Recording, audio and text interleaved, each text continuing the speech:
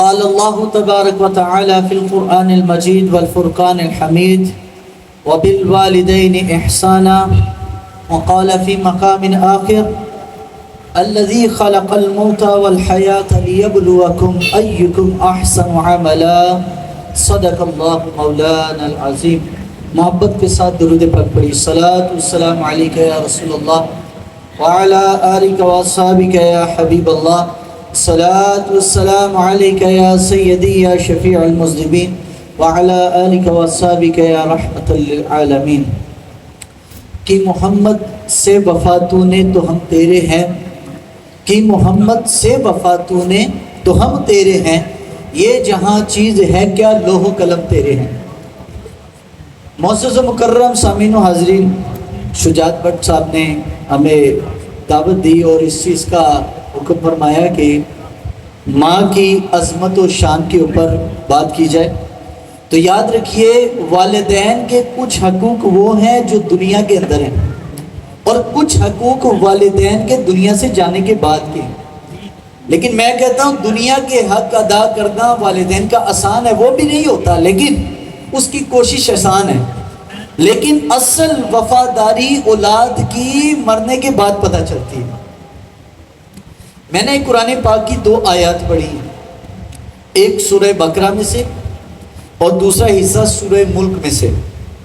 اللہ پاک نے ارشاد فرمایا وَبِالْوَالِدَيْنِ إِحْسَانًا، ماں باپ کے ساتھ احسان کرو. دیکھیں رب نے جو لفظ استعمال فرمایا ہے یہ بڑا فصیح و بلیغ ہے، بڑا واضح لفظ ہے. ایک ہوتا ہے انصاف، جیسے ہم عدالت میں جائیں انصاف کرنے کے لیے، عدل کرنے کے لیے، عدل لینے کے لیے. اور ایک ہے احسان. رب نے فرمایا کہ اپنے ماں باپ کے ساتھ احسان کرنا ہے، انصاف نہیں کرنا. اگر یہ بندہ انصاف کرے تو اتنی ہی تکالیف جو ماں نے اپنے بچے کے لیے اور باپ نے اپنی اولاد کی پرورش کے لیے اٹھائی، اگر اتنی اولاد اٹھائے تو یہ ہوتا ہے انصاف. رب نے فرمایا وَبِالْوَالِدَيْنِ إِحْسَانًا، ماں باپ کے ساتھ احسان کرو. احسان 6 معنی دار. کیا مطلب ہے احسان کا؟ امام راضی نے یہ مسئلہ حل کیا، فرمایا احسان یہ ہے کہ جو تیرے ساتھ بھلائی کرے اس سے بڑھ کر برائی کرنے کا نام احسان ہے. اللہ کو معلوم تھا، اللہ جانتا تھا پہلے سے، قادر مطلق ہے نا، پہلے سے جانتا ہے کہ یہ میرے بندے اپنے ماں باپ کے ساتھ انصاف بھی نہیں کر سکتے. اگر ان کو احسان کا بولوں گا تو شاید احسان کرنے انصاف کرنے کے بھی قابل ہو جائیں. ماں باپ نے جو بچپن میں پرورش کی، ہماری ماں نے جو تکالیف اٹھائی، حضرت مفتی احمد یار خان نعیمی علیہ رحمہ فرماتے ہیں کہ ماں نے جو تکالیف بچے کی پیدائش کے وقت جو تکالیف اٹھائی، اگر 70 سال بندہ حج کرتا رہے تو ایک گھڑی کی تکلیف ماں کو وہ اجر دے دیتی ہے. یہ دنیا کے اندر ہے. اور مرنے کے بعد اگر وہ اولاد نیک و صالحہ ہو، پرہیزگار ہو، تو وہ اجر ان کے لیے دنیا میں جیسے بندہ کوئی پلاٹ خریدتا ہے، گھر خریدتا ہے، انویسٹمنٹ کرتا ہے، تو یہ اولاد اس کی اثر انویسٹمنٹ ہوتی ہے جو قبر میں اس کو پروفٹ دیتی ہے. حضرت عمر بن العاص رضی اللہ تعالیٰ کی ایک حدیث ہے، صحیح بخاری میں، بڑی طویل حدیث ہے یہ. عمر بن العاص گورنر مصر، آپ رضی اللہ تعالیٰ عنہ کی عیادت کے لیے کچھ لوگ تشریف لائے، کیونکہ گورنر تھے اور بڑے بڑے بیوروکریٹس اس زمانے کے بڑے بڑے افسران. زمانہ بھی کس کا ہے؟ حضرت سیدنا عمر بن خطاب رضی اللہ تعالیٰ عنہ کا. تو آپ کی عیادت کے لیے جب تشریف لائے تو آپ نے لوگوں نے کہا کہ حضور اللہ آپ کو شفا نصیب کرے، اللہ آپ کو صحت دے. آپ نے چہرہ مبارک دیوار کی طرف پھیر لیا، چارپائی پر لیٹے ہوئے تھے، لوگوں کی طرف رخ تھا پہلے اور پھر چہرہ موڑ لیا اب دیوار کی طرف، تو اور رونا شروع کر دیا. عمر بن العاص رضی اللہ تعالیٰ عنہ کے بیٹے نے عبداللہ بن عمر بن العاص، انہوں نے بہت ساری حدیثی بھی روایت کی. انہوں نے پوچھا بجان آپ نے اپنے چہرے کا رخ کیوں پھیر لیا؟ کیا موت کے ڈر سے آپ رو رہے؟ سنیے حضرت عمر بن العاص رضی اللہ فرمایا، آپ نے فرمایا واللہ میں موت کے خوف سے نہیں روتا، وہ تو آ ہی جانی ہے. لیکن میں موت کے بعد والے منظر سے ڈر رہا ہوں. اور فرمایا ایک وقت تھا کہ جب میرے دل میں سب سے زیادہ نفرت اور دشمنی رسول اللہ کے لیے تھی، لیکن اللہ نے ہمیں ہدایت دی، حضور کا کلمہ پڑھنے کی توفیق دی. میرے دل میں سب سے زیادہ دنیا میں اگر کوئی شخصیت محبوب تھی وہ بھی رسول اللہ تھے صلی اللہ علیہ وسلم. فرمایا کہ میں اب جس وقت سے ڈر رہا ہوں وہ یہ کہ جب تک سرکار دو عالم علیہ السلام کا زمانہ ہم نے پایا، حضور سے باتیں سنی، ہم قبر میں جانے سے پہلے کا وہ وقت میرا بڑا خوبصورت تھا. دنیا میں جو حضور کے ساتھ گزارا، جب کہ حضور کوئی بات بیان کرتے، ہم گویا کہ اس سارے منظر کو، حشر کا بیان حضور کرتے گویا کہ ہم اپنی آنکھوں سے دیکھ رہے ہوتے، قبر کا منظر بیان کرتے اپنی آنکھ سے دیکھ رہے ہوتے. لیکن فرمایا حضور کے دنیا سے جانے کے بعد ہم نے جب امت کی باغ دوڑ سنبھالی، ہمارے پاس ایک منصب آیا، ہمارے ماتحت ہزاروں لاکھوں لوگ آئے، تو فرمایا ہمیں نہیں پتا کہ اللہ تعالیٰ کس معاملے پر ہماری پکڑ کر لے.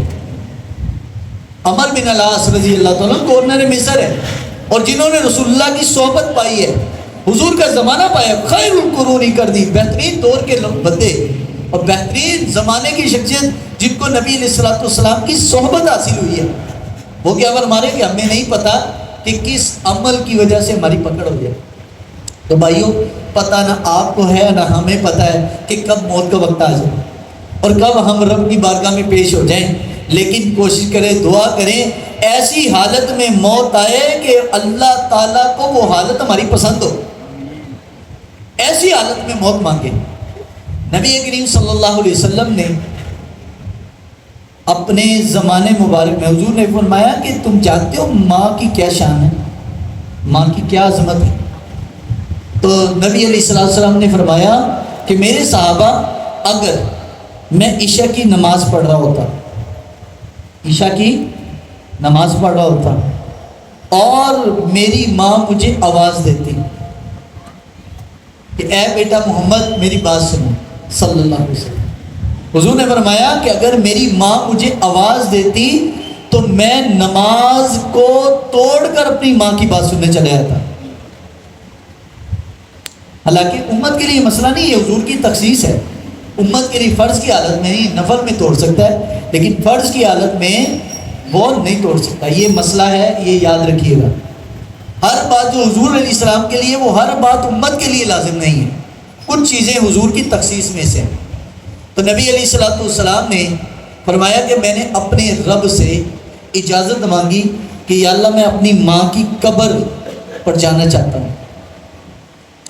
تو نبی علیہ السلام نے فرمایا اللہ تعالیٰ نے مجھے اپنی ماں کی قبر پر جانے کی اجازت دی، ماں کی قبر پر جانے کی اجازت دے دی. اور پھر فرمایا میں نے اللہ سے دعا کی یا اللہ میں اپنی ماں کے لیے دعا کرنا چاہتا ہوں. اللہ تعالیٰ نے منع کر دی، رب نے منع کر دی. اب اس میں علماء نے مختلف آراء بیان کی ہے. ملا علی قاری فرماتے ہیں پہلے ان کا بھی مسئلہ یہ تھا کہ حضور کے والدین مسلمان نہیں، بعد میں اللہ نے ان کو ہدایت نصیب کی اور ان کا یہ موقف ہوا کہ حضور کے والدین دنیا کے بہترین مومن. تو نبی علیہ السلام نے اپنی والدہ کے لیے دعا نہیں کی. تو علماء نے بتایا کہ اس لیے اللہ نے منع کیا کہ نبی کریم صلی اللہ علیہ وسلم اگر اپنی والدہ کے لیے دعائے مغفرت کرتے تو دعائے مغفرت اس کے لیے ہوتی ہے جس کے گناہ ہو، اور جس کا بیٹا نبیوں کا امام ہو اس کے لیے دعائے مغفرت کی ضرورت نہیں ہے. کیونکہ حضور نے ایک اور صحیح مسلم کی حدیث میں اس کی تشریح کی ہے.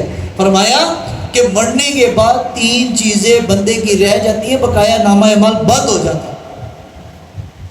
اب یاد رکھیے یہ 3 انویسٹمنٹس دنیا میں کر کے جائیں تاکہ ہماری قبر کے لیے یہ ہمیں پروفٹ دے سکے. یہ 3 انویسٹمنٹس کون سی ہیں؟ فرمایا سب سے پہلی چیز نبی علیہ السلام فرمایا صدقہ جاریہ. صدقہ جاریہ میں ہر چیز آ جاتی ہے، کوئی بھی کام جن سے اللہ کی مخلوق فائدہ اٹھائے وہ صدقہ جاریہ. مسجد بنانا عبادت کا، یہ بھی صدقہ جاریہ کیونکہ لوگ فائدہ اٹھاتے ہیں.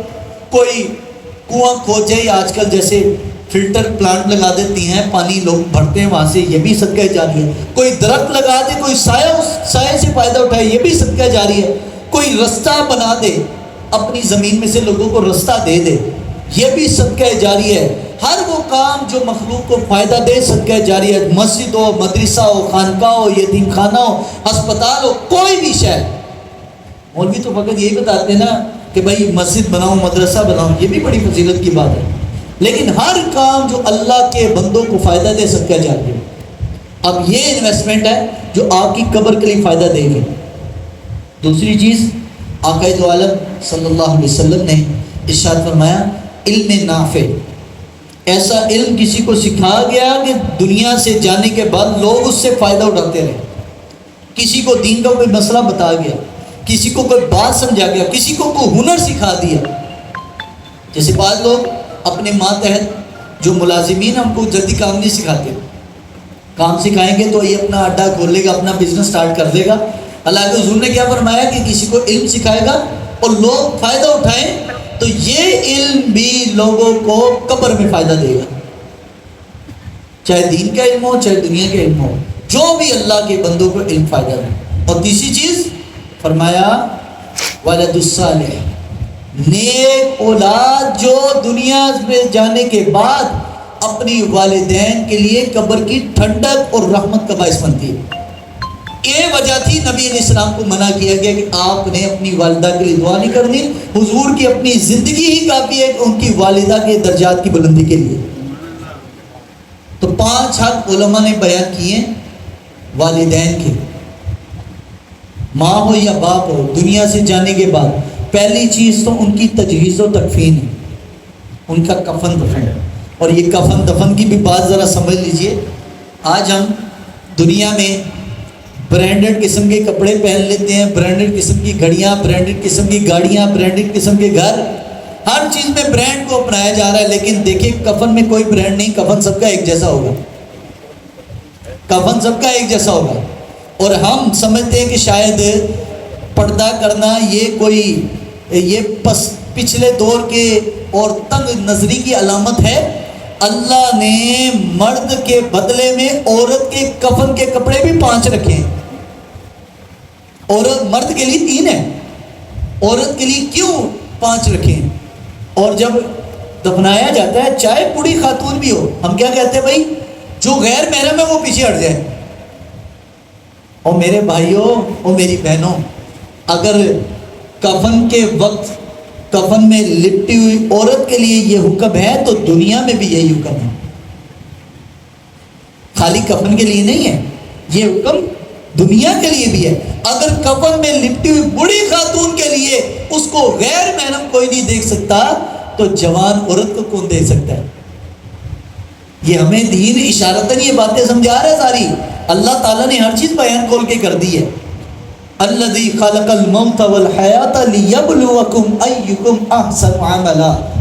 اللہ فرماتا ہے میں نے موت کو بھی پیدا کیا، میں نے زندگی کو بھی بنایا، لیبلوکم ایکم احسن عملا، تاکہ تم پرکھ لیے جاؤ کہ تمہارا عمل کیسا ہے۔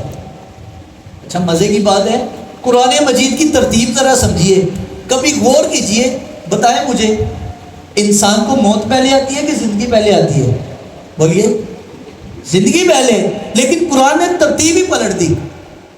اللہ نے قرآن، یہ سورہ ملک ہے، آیت نمبر 2 ہے، 29واں پارہ ہے، دوسری آیت، اللہ نے فرمایا الذی خلق الموت، اللہ فرماتا ہے میں نے موت کو پہلے بنایا، والحیات، زندگی کو بعد میں بنایا، لیبلوکم ایکم احسن عملا، تاکہ تم پرکھ لیے جاؤ تمہارا عمل کیسا ہے۔ میرے رب العالمین نے دیکھیں ترتیب ہی بدل دی۔ تو مفسرین نے لکھا انسان کہتا ہے کہ میں پہلے جیتا ہوں پھر موت آتی ہے، اللہ کے ہاں پہلے مرنا ہے اور پھر زندگی ہے۔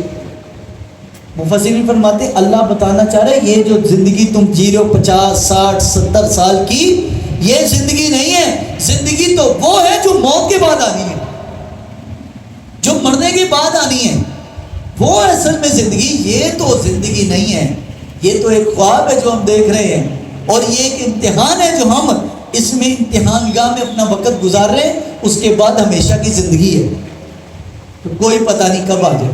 تو 3 چیزیں نبی علیہ السلام نے فرمائی کہ یہ 3 چیزیں مرنے کے بعد فائدہ دے گی، 3 چیزیں دے گی۔ تو تو اولاد کا پہلا فرض اور ماں کا پہلا حق یہ ہے کہ اس کی اچھی تجہیز و تکفین کی جائے. دوسری چیز نبی علیہ الصلوۃ والسلام کی حدیث کی روشنی میں وہ والدہ کے لیے استغفار کرنا. وہ نیک صالح اولاد ہوگی، اولاد کا عمل ہی ماں باپ کی بخشش ہے. حضرت علی المرتضیٰ رضی اللہ تعالیٰ عنہ کو اللہ نے کشف قبور کا بڑا علم عطا کیا تھا. سیدنا علی رضی اللہ تعالیٰ عنہ کوفہ کے قبرستان سے گزرے اور قبر میں حالت بڑی ناگفتہ بے تھی اس مردے کی. پھر کچھ عرصے کے بعد سیدنا علی رضی اللہ تعالیٰ عنہ کچھ ایام کے بعد پھر گزر ہوا. دیکھا کہ وہ جو فوت شدہ شخص ہے اس کی حالت بڑی خوشحال ہے، بڑا خوشباش. سیدنا علی رضی اللہ تعالیٰ عنہ اس سے کشف کی حالت میں پوچھا کہ بتا بھائی، تو پہلے تیری حالت بڑی خراب تھی، تو بڑا پریشان تھا، اب دیکھ رہا ہوں تو بڑا خوشحال ہے. اس نے کہا یا امیر المومنین، یہ میری حالت کی خوشحالی کی وجہ ایک ہے، اور وہ یہ کہ میں جب فوت ہوا تھا میرا بیٹا چھوٹا تھا، اور اب میری بیوی نے اس کو مدرسے میں بھیجا اور اس نے بسم اللہ الرحمن الرحیم پڑھی، اور اس کی پڑھنے کی برکت سے اللہ نے میری قبر کو جنت کا باغ بنا دیا. تو اولاد کا بسم اللہ پڑھنا بھی ماں کے لیے، باپ کے لیے قبر میں راحت اور ٹھنڈک کا باعث ہے. یار اگر خالی رب کا نام بسم اللہ الرحمن الرحیم لیا جائے تو اتنی فضیلت، اور جس اولاد کی پوری زندگی قرآن کے مطابق گزرے، جس کی پوری شب و روز یہ رب کے ذکر میں گزرے، تو بتائیں ان ماں باپ کی قبروں پر رب کتنی رحمت نازل کرے گا. تو سرکار دو عالم علیہ الصلوۃ والسلام نے تیسرا حق جو ماں باپ کا مرنے کے بعد رکھا ہے وہ یہ ان کے پیچھے ایصال ثواب کرتے رہے. حضرت سعد رضی اللہ تعالیٰ عنہ، سعد بن عبادہ، یہ انصار کے سردار ہیں. سعد بن عبادہ، ان کی والدہ کا انتقال ہو گیا. والدہ ان کا انتقال ہوا تو نبی پاک علیہ السلام کی خدمت میں تشریف لائے.